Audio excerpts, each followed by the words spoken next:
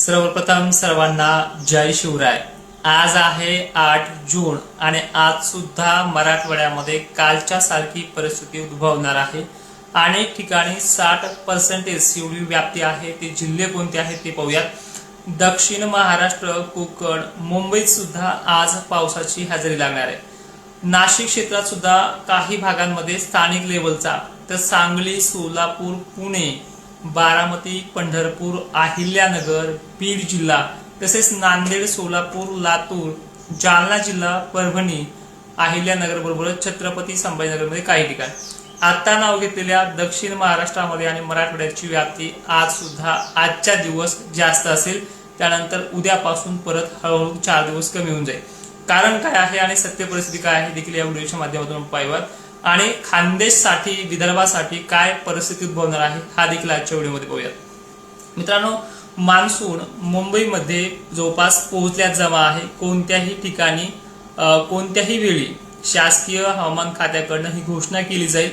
14 आणि 15 तारखेदरम्यान मान्सून नाशिकच्या घाटमाथ्यावरती, पुणे घाटमाथा, त्याचबरोबर खानदेशचे सुद्धा जे काही सह्याद्री पर्वतरांग आहेत, इथे देखील 14 ते 15 या दरम्यान मान्सूनची पहिली सर कोसळण्याचा अंदाज आहे। मराठवाड्याला आणि विदर्भाला मान्सून पूर्व पावसाच्या जे काही सरी आहेत त्या 1-2 दिवसापुरत्याच मर्यादित राहिल्या।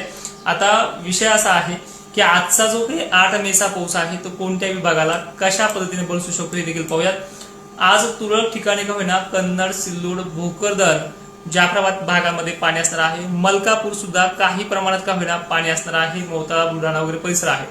आज रिसोड, मेहकर या भागात देखील विदर्भातील हा पाऊस असणार आहे।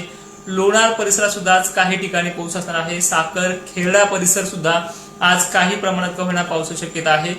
मंठा, देळगाव राजा हा देखील भाग आज काही प्रमाणात का होईना पावसाची शक्यता आहे।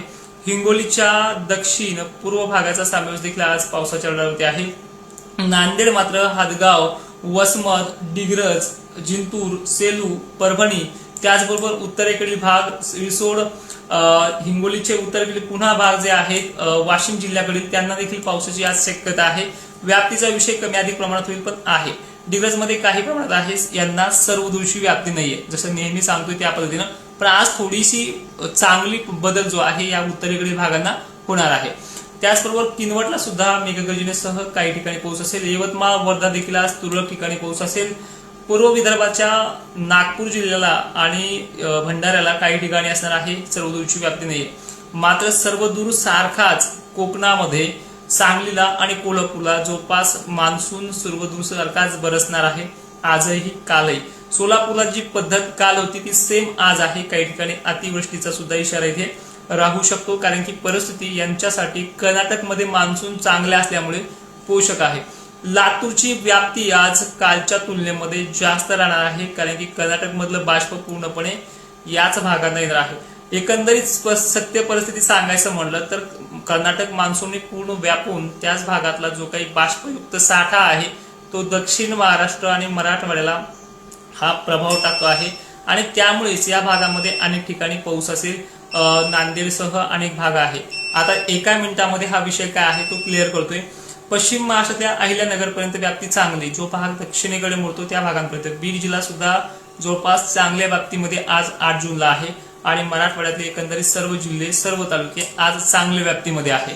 मग याचा प्रभाव आणि थोडी वाऱ्याने अजूनही साथ दिली तर वाशिमला व्याप्ती बऱ्यापैकी मिळू शकते। हिंगोलीला तर आहेच, त्याबरोबर जालन्याला सुद्धा, जसं की काल घनसावंगी, मंठा वगैरे तुरळक ठिकाणी, पण परतूर वगैरे भागात बऱ्यापैकी झालाय। आष्टी वगैरे परिसर, मूर्ती वगैरे परिसर बरा झालाय।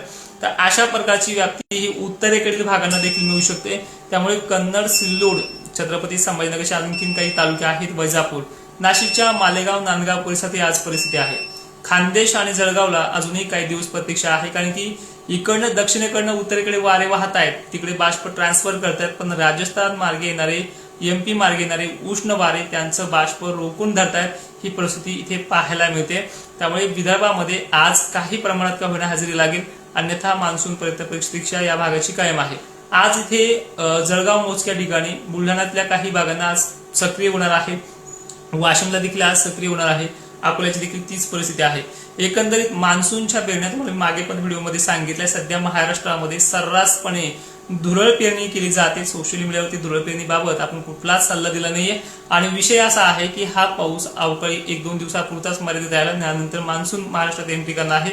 त्यामुळे मधल्या काळामध्ये गॅप पडू शकतो. उदाहरणार्थ आता हा जो काही आज व्याप्ती आहे ती व्याप्ती उद्या पुन्हा कमी, परवा त्याच्यापेक्षा कमी, एकंदरीत 14-15 तारखेपर्यंत व्याप्ती कमी राहील आणि नंतर तिथून पुढे वाढेल, जी जवळपास 22-23 पर्यंत आपल्या पेरण्या आटोपतील असा मागच्याच महिन्यात दिलेला अंदाज आहे. त्या पद्धतीने हे चित्र स्पष्ट होणार आहे. एकंदरीत काय प्रश्न आपले असतील ते कमेंटमध्ये सुचवा, कारण की काल सुद्धा मराठवाड्यामध्ये आणि दक्षिण महाराष्ट्रात अनेक ठिकाणी पाऊस झाला. त्या भागांची नावे देखील कमेंटमध्ये करा. जय शिवराय, धन्यवाद.